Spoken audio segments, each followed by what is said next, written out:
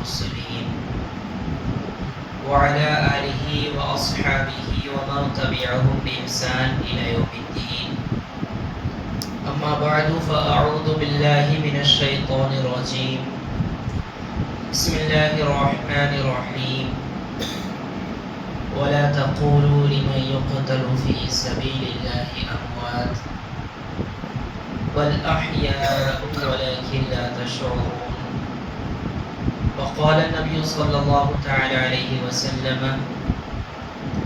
إن الحسن والحسين سيدا شباب أهل الجنة. صدق الله العظيم وبلغنا رسوله النبي الكريم ونحن على ذلك لمن الشاهدين والشاكرين والحمد لله رب العالمين.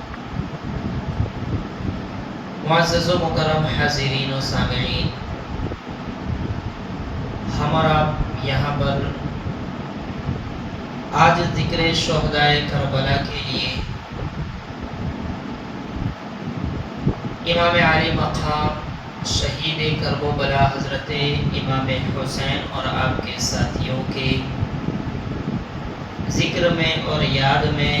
جمع ہوئے ہیں۔ آج کی مختصر سی اور بابرکت ہماری محفل میں مجلس میں ہم دیکھیں گے، ہم جو امام عالی مقام اور آپ کے ساتھیوں کی یاد مناتے ہیں، آپ کو یاد کرتے ہیں، اور ساتھ ہی ساتھ آپ سے، اہل بیت اطہار سے، آپ کے ساتھیوں سے، رفقا سے جو محبت کا دعویٰ کرتے ہیں، کیا ہم سب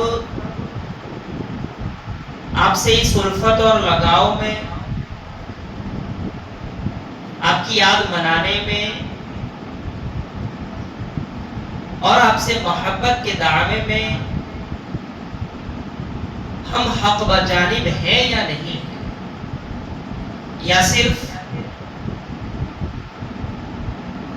ہمارا یاد منانا صرف وقتی طور پر رہتا ہے؟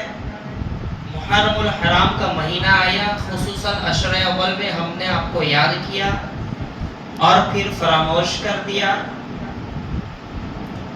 کیا ہمارا یاد کرنا آپ کو آپ کے نقش قدم پر چلنے کا، ہمارا دعویٰ کرنا یہی ہے یا کچھ اور ہے؟ اور ساتھ ہی ساتھ ہم یہ بھی دیکھیں گے آپ کے اسوہ حسنہ کی روشنی میں، حضرت امام عالی مقام رضی اللہ تعالیٰ عنہ کی سیرت مقدسہ طیبہ طاہرہ کی روشنی میں ہم کس طرح اور کیسے آپ کی یاد منائیں، آپ کو یاد رکھیں، جس کی وجہ سے ہم اپنے ان سے لگاؤ، دعوی محبت اور الفت میں صحیح ہوں، اور ہم آپ کو جو یاد کرتے ہیں ہمارے آپ کے تذکرے میں ہم صحیح اور کھرے اتریں۔ رب تبارک و تعالی ہم سب کا یہاں پر آج کی محفل میں جمع ہونا قبول فرمائے۔ سب سے پہلے حصول برکت کے لیے نبی آخر الزمان، خاتم الانبیاء والمرسلین والمعصومین، جناب احمد مجتبی محمد مصطفیٰ ارواحنا فدا صلی اللہ تعالی علیہ وسلم کی بارگاہ گوہربار میں جھوم جھوم کر درود پاک پڑھیں۔ الصلاۃ والسلام علیک یا رسول اللہ، الصلاۃ والسلام علیک یا حبیب اللہ، وعلی آلک واصحابک یا نور اللہ، صلی اللہ تعالی علیہ وسلم۔ عزیزان ملت اسلامیہ، حضرت امام علی مقام رضی اللہ تعالی عنہ، حضرت علی کرم اللہ تعالی وجہہ الکریم کے شہزادے فاطمۃ الزہرا رضی اللہ تعالی عنہا کے لخت جگر اور امام الانبیاء صلی اللہ تعالی علیہ وسلم کے نواسے، بہت ساری خوبیوں اور کمالات کے مالک ہیں، اس کے باوجود بھی آپ کی جو مقدس زندگی رہی ہے، اس کے باوجود بھی آپ کی دین کے لیے نبی پاک صلی اللہ تعالی علیہ وسلم کے لائے ہوئے پیغام پر عمل کرنے اور اس کو عام کرنے کے لیے آپ کی جو مقدس زندگی اور قربانی رہی ہے، یقیناً ایسی دوسری نظیر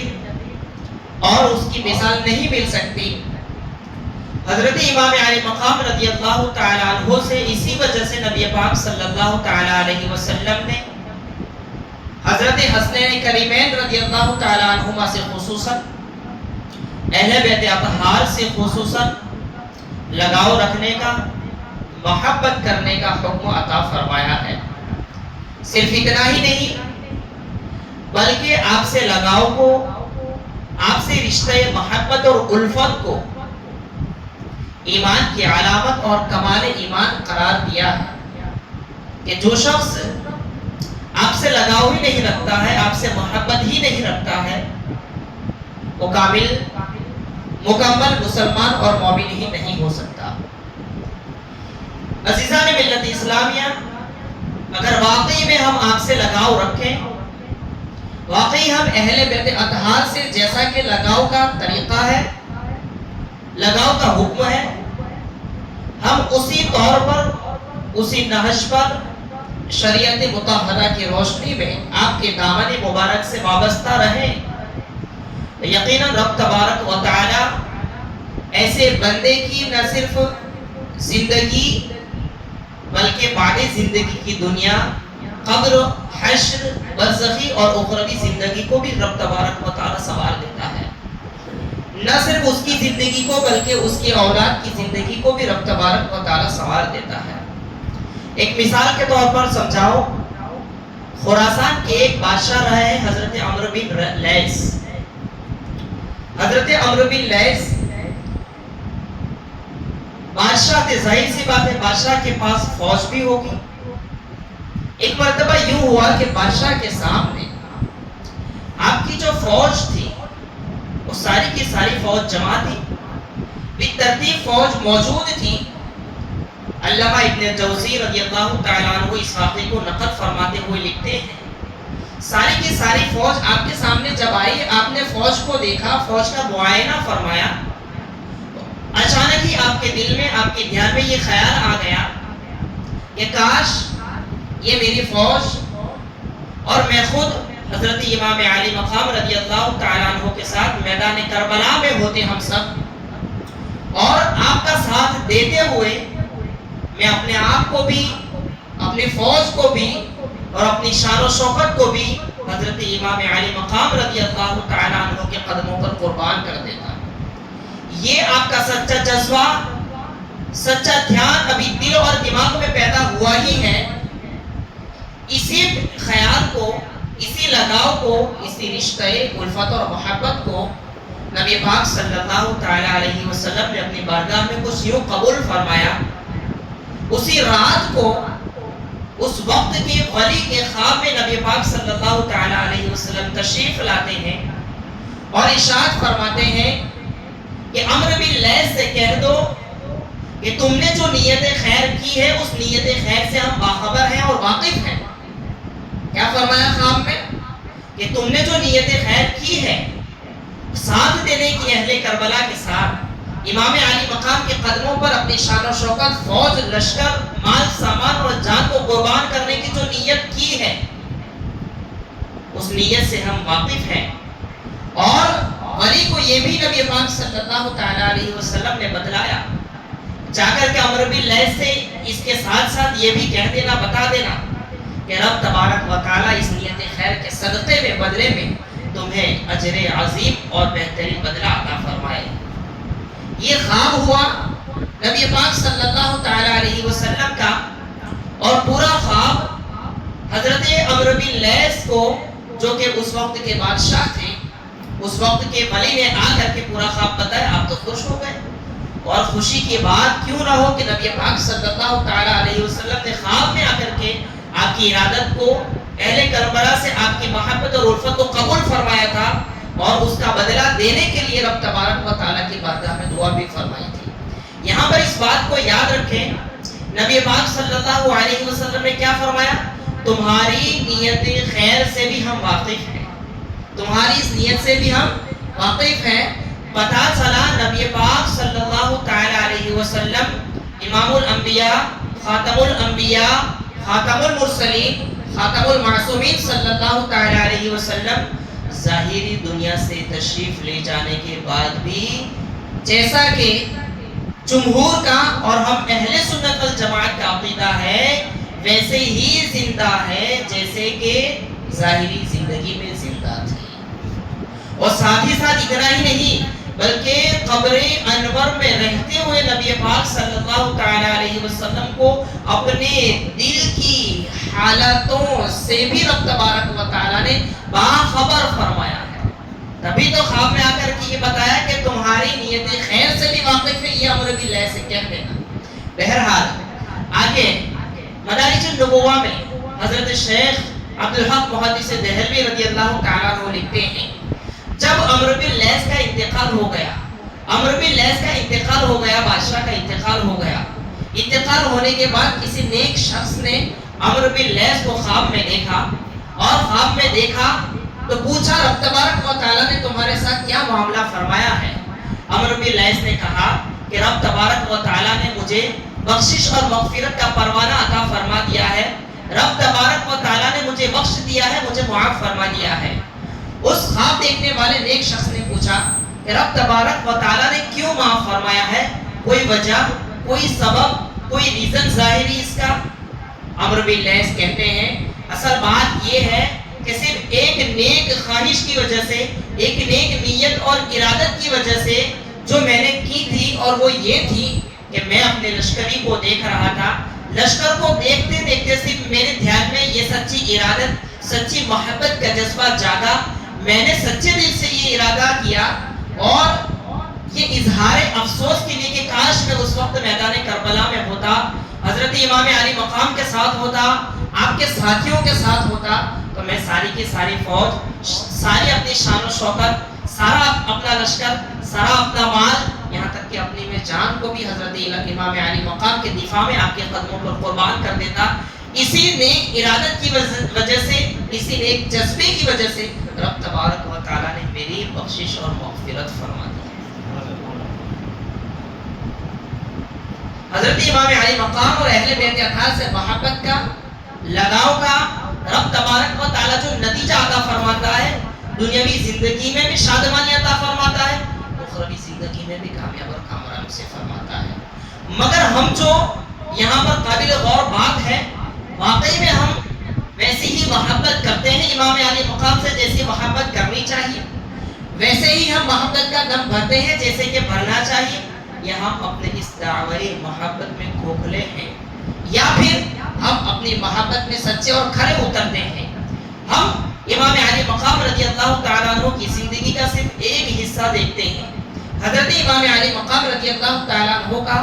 مرتبہ بلند اور عظیم ہونے کے باوجود بھی حضرت امام علی مقام رضی اللہ تعالیٰ عنہ کی زندگی کیسے بسر ہوئی؟ کیا دنیاوی غفلتوں کے اندر آپ کی زندگی بسر ہوئی، یا رب تبارک و تعالیٰ نبی پاک صلی اللہ تعالیٰ علیہ وسلم کے احکام پر عمل کرتے ہوئے اور احکام کی پیروی کرتے ہوئے اللہ تبارک و تعالیٰ کی بارگاہ میں بے پناہ جذبہ بندگی پیش کرتے ہوئے زندگی بسر ہوئی؟ ہم دیکھتے ہیں حضرت امام علی مقام رضی اللہ تعالیٰ عنہ کو روایت میں آتا ہے، حضرت امام علی مقام رضی اللہ تعالیٰ عنہ، حضرت امام حسین رضی اللہ تعالیٰ عنہ کا جو معاملہ تھا، رب تبارک و تعالیٰ کی بارگاہ میں عاجزی کا،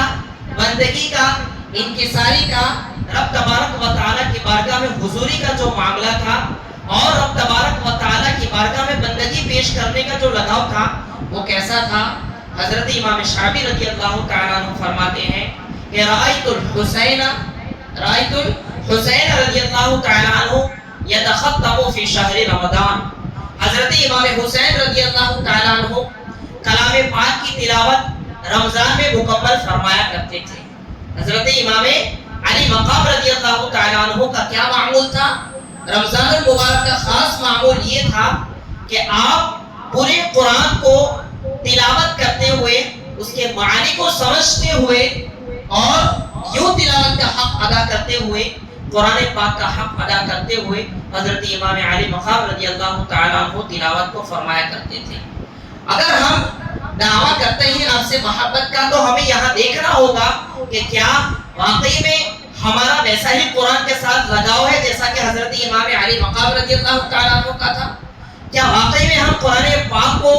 ویسے ہی پڑھتے ہیں یا پڑھنا چاہتے ہیں یا پڑھنے کا جذبہ ہے جیسا کہ حضرت امام علی مقام رضی اللہ تعالیٰ عنہ کا تھا؟ اگر ہمارا ویسا ہی جذبہ ہے، ہمارا ویسا ہی قرآن سے لگاؤ ہے اور ہمارا ویسا ہی پڑھنے کا انداز اور معمول ہے جیسا کہ حضرت امام علی مقام رضی اللہ تعالیٰ عنہ کا تھا، تب تو ہم آپ سے دعوی محبت اور الفت سے اور آپ کے دامن سے وابستگی کے دعوے میں سچے ہیں. ورنہ ہمیں اپنی گریبانوں میں جھانکنا چاہیے اور سدھرنا چاہیے، اپنے آپ میں اصلاح پیدا کرنی چاہیے اور واقعتاً حضرت امام علی مقام رضی اللہ تعالیٰ عنہ کے دامن کرم سے صحیح طور پر وابستہ ہونا چاہیے. یہاں تو معاملہ یہ ہے کہ قرآن پڑھنے کی بات تو دور، ہمارے کئی مسلمان بھائیوں کو صحیح طور پر قرآن مجید پڑھنا بھی نہیں آتا. جس قرآن کی حفاظت کے لیے حضرت امام علی مقام رضی اللہ تعالیٰ عنہ نے شہادت پیش کی، نیزے پر سر ہونے کے باوجود بھی قرآن پاک کی تلاوت جاری رکھی آپ نے. نبی پاک صلی اللہ تعالیٰ علیہ وسلم کے اس قیامت تک رہنے والے معجزے کو یعنی کلام پاک کو، قرآن مجید کو پڑھنا ہی نہیں جانتے ہیں. نہ صرف یہ کہ نہیں جانتے ہیں، پڑھنے کی کوشش بھی نہیں کرتے ہیں، جاننے کی کوشش بھی نہیں کرتے ہیں. حضرت امام علی مقام رضی اللہ تعالیٰ عنہ کا کیا معاملہ تھا؟ حضرت ابن اسیر جوزی کہتے ہیں، سیر و اعلام نبلا میں روایت موجود ہے، حضرت امام حسین رضی اللہ تعالیٰ عنہ کے حوالے سے بیان کرتے ہوئے، کان الحسین رضی اللہ تعالیٰ عنہ فاضلا کثیر الصوم والصلاۃ والحج والصدقۃ وافعال الخیر جمیعها. آپ فرماتے ہیں حضرت امام حسین امام علی مقام رضی اللہ تعالیٰ عنہ بہت زیادہ کثرت کے ساتھ روزے رکھنے والے تھے، بہت ہی زیادہ کثرت کے ساتھ نمازیں ادا فرمانے والے تھے، بہت ہی زیادہ کثرت کے ساتھ حج ادا فرمانے والے تھے، بہت ہی زیادہ صدقہ اور خیرات کرنے والے تھے. صرف اتنا ہی نہیں، تمام نیک کاموں کو بڑھ چڑھ کر کے آپ انجام دینے والے تھے. عزیزان ملت اسلامیہ، صرف اتنا ہی نہیں، آپ کے شہزادے حضرت امام زین العابدین رضی اللہ تعالیٰ عنہ بیان فرماتے ہیں کہ میرے والد محترم یعنی حضرت امام حسین رضی اللہ تعالیٰ عنہ دن اور رات میں مل کر کے یعنی 24 گھنٹے کے اندر 1000 نوافل رکعتیں پڑھا کرتے تھے.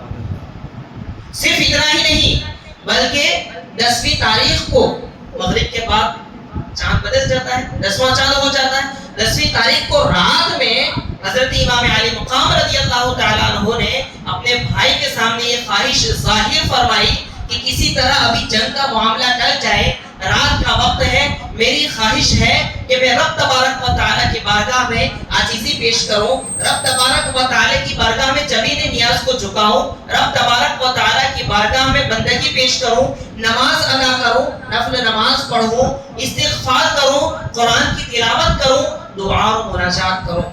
عزیزان ملت اسلامیہ، پانی پورا بند ہے، سب لوگ چھوٹے بڑے پانی سے تڑپ رہے ہیں، خصوصاً بچے پانی سے تڑپ رہے ہیں. کئی لوگ دنیا سے جا بھی چکے ہیں اور اللہ تبارک و تعالیٰ کی بارگاہ میں آپ کے گھرانے سے جام شہادت بھی کئی لوگوں نے نوش بھی فرمایا ہے. اس کے باوجود حضرت امام علی مقام رضی اللہ تعالیٰ عنہ کو اگر کوئی فکر لاحق ہے تو وہ فکر لاحق ہے کہ میں رب تبارک و تعالیٰ کی بارگاہ میں آخری رات میں بھی، آخری دن میں بھی، آخری جو لمحات اور اوقات بچے ہیں ان میں بھی رب تبارک و تعالیٰ کی بارگاہ میں عاجزی پیش کروں، رب تبارک و تعالیٰ کی بارگاہ میں بندگی پیش کروں، رب تبارک و تعالیٰ کی بارگاہ میں آ کر کے دعا اور مناجات کروں اور رب تبارک و تعالیٰ کی بارگاہ میں اپنی کمال بندگی پیش کروں. یہ حضرت امام علی مقام رضی اللہ تعالیٰ عنہ کی زندگی کا ایک باب ہے.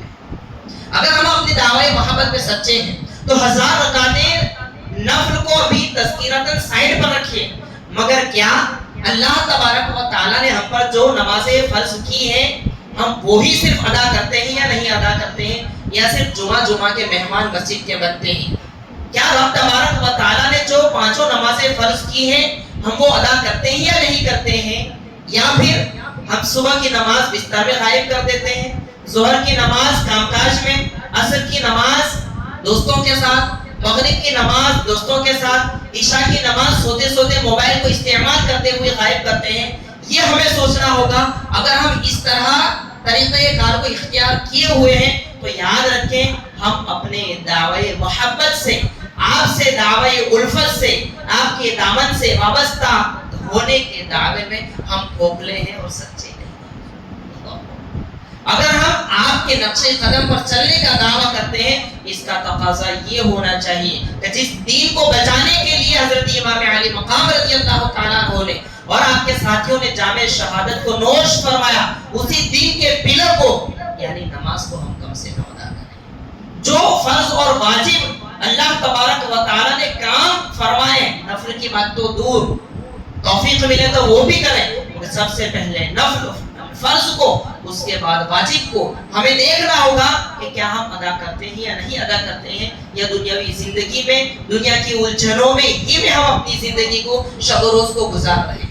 عزیزان ملت اسلامیہ، حضرت امام علی مقام رضی اللہ تعالیٰ عنہ کا کیا مرتبہ ہے؟ حضرت امام علی مقام رضی اللہ تعالیٰ عنہ صحابہ کرام میں سے جس نے ایمان کی حالت میں نبی پاک صلی اللہ علیہ وسلم کو دیکھا، ایمان کی حالت میں وفات ہوئی، وہ صحابی ہے۔ حضرت امام علی مقام رضی اللہ تعالیٰ عنہ صحابی ہے سب سے پہلے،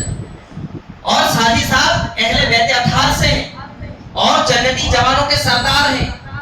نبی پاک صلی اللہ تعالیٰ علیہ وسلم کے نواسے ہیں، حضرت علی رضی اللہ تعالیٰ عنہ کے شہزادے، حضرت فاطمہ الزہرا رضی اللہ تعالیٰ عنہ کے لخت جگر ہیں۔ اور ان خصوصیات میں ایک خصوصیت کو اگر لیا جائے، یعنی صرف صحابی کی خصوصیت اگر کسی کے اندر پائی جائے تو اس کا درجہ کتنا بلند ہوتا ہے۔ ایک صرف میں روایت بتاؤں، نبی پاک صلی اللہ تعالیٰ علیہ وسلم نے فرمایا کہ بعد میں آنے والے لوگ، فرمان کا خلاصہ بتاؤ کہ اس وقت ابتدائی اسلام میں جن لوگوں نے صدقہ کیا، جن لوگوں نے مال اللہ کے رسول کی بارگاہ میں پیش کیا اسلام کی نشر و اشاعت کے لیے، نبی پاک صلی اللہ تعالیٰ علیہ وسلم نے فرمایا کہ اگر تم لوگ احد پہاڑ کے برابر سونا، جن لوگوں کو جانے کی حرمین طیبین توفیق رب تبارک و تعالیٰ نے عطا فرمائی ہے، کئی کلومیٹر میں یہ پہاڑ پھیلا ہوا ہے، احد پہاڑ کے برابر سونا بھی اگر تم لوگوں میں سے کوئی خرچ کر دے، پھر بھی میرے صحابی کے ایک سیر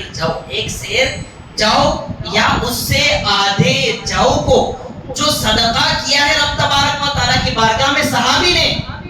اس کے برابر بھی تمہارا بہت پہاڑ کے برابر سونا صدقہ کرنا نہیں پہنچ سکتا۔ یہ ایک صحابی کی فضیلت ہے۔